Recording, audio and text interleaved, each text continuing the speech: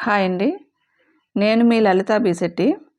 ప్రతిరోజు భగవద్గీతలో 5 శ్లోకాలు చదువుతున్నానండి. దానిలో భాగంగా ఈరోజు 6వ అధ్యాయం ఆత్మ సంయమ యోగం అండి. ఈ చాప్టర్ని చదవడం వల్ల మనశ్శాంతి లేని వాళ్ళు చదివితే మనశ్శాంతి దొరుకుతుందండి. ఈరోజు 16వ శ్లోకం నుండి 20వ శ్లోకం వరకు విత్ మీనింగ్స్తో చదివి వినిపిస్తాను. కృష్ణం వందే జగద్గురుం. 16వ శ్లోకం. నాత్యస్నతస్తు యోగోస్తి నచైకాంత మనశ్నతః నచాతి స్వప్నశీలస్య జాగ్రతో నైవ చార్జున. మళ్ళీ చదువుతున్నానండి. నాత్యస్నతస్తు యోగోస్తి నచైకాంత మనశ్నతః నచాతి స్వప్నశీలస్య జాగ్రతో నైవ చార్జున. దీని తాత్పర్యం: అర్జున, ఎక్కువ తినేవాడికి, బొత్తిగా తిననివాడికి, ఎక్కువగా నిద్రపోయేవాడికి, అసలు నిద్రపోని వాడికి ధ్యానయోగం సాధ్యపడదు. 17వ శ్లోకం చదువుతానండి. యుక్తాహార విహారస్య యుక్తచేష్టస్య కర్మసు యుక్త స్వప్నావబోధస్య యోగో భవతి దుఃఖః. మళ్ళీ చదువుతానండి. యుక్తాహార విహారస్య యుక్తచేష్టస్య కర్మసు యుక్త స్వప్నావబోధస్య యోగో భవతి దుఃఖః.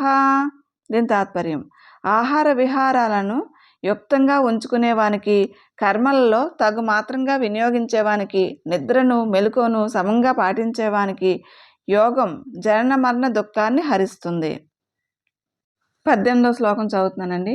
యదా వినియతం చిత్తం ఆత్మన్యేవావతిష్టతే నిస్పృహ సర్వకామేభ్యః యుక్త ఇత్యుచ్యతే తదా. మళ్ళీ చదువుతున్నానండి. యదా వినియతం చిత్తం ఆత్మన్యేవావతిష్టతే నిస్పృహ సర్వకామేభ్యః యుక్త ఇత్యుచ్యతే తదా. దీని తాత్పర్యం చదువుతానండి. ఏ కామ్య వస్తువు పైన కోరిక లేక నిగ్రహింపబడిన మనస్సు ఆత్మలోనే నిలిచి ఉన్నప్పుడు అతన్ని యోగసిద్ధుడని అంటారు. 19వ శ్లోకం చదువుతానండి. యథా దీపో నివాతస్థః నేంగతే సోపమా స్మృత యోగినో యత చిత్తస్య యుంజతో యోగమాత్మనః. మళ్ళీ చదువుతున్నానండి.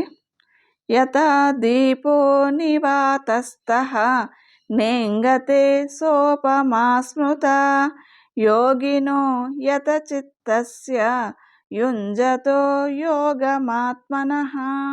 దీని తాత్పర్యం చదువుతున్నానండి.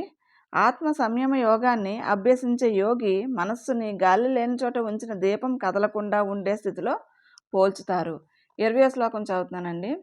యత్రో పరమతే చిత్తం నిరుద్ధం యోగ సేవయా యత్ర చైవాత్మనాత్మానం పశ్యన్నాత్మని తుష్యతి. మళ్ళీ చదువుతానండి. యత్రో పరమతే చిత్తం నిరుద్ధం యోగ సేవయా యత్ర చైవాత్మనాత్మానం పశ్యన్నాత్మని తుష్యతి. దీని తాత్పర్యం చదువుతానండి. యోగాభ్యాసం ద్వారా నిగ్రహింపబడిన మనస్సు ఎక్కడ ఉపశమించిపోతుందో, ఎక్కడ తనలో తాను ఆత్మస్వరూపాన్ని చూస్తూ యోగి ఆనందిస్తాడో.